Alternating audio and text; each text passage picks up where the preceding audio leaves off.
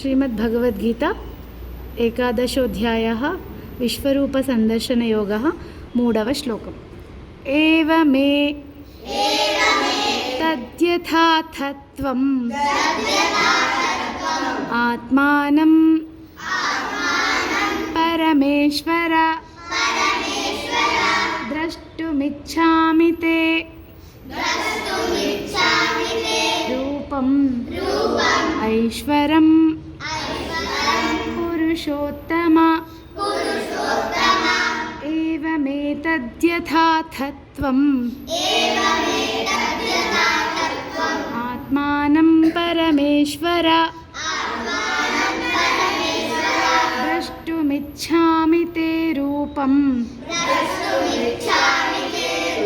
ऐश्वरं पुरुषोत्तम। एवमेतद्यथाथत्वम् आत्मानं परमेश्वर द्रष्टुमिच्छामि ते रूपम् ऐश्वरं पुरुषोत्तम।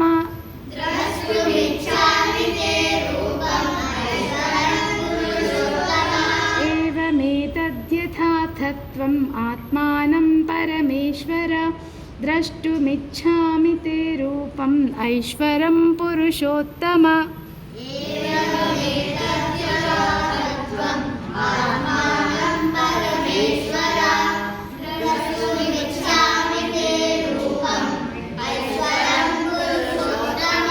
जय श्री राम।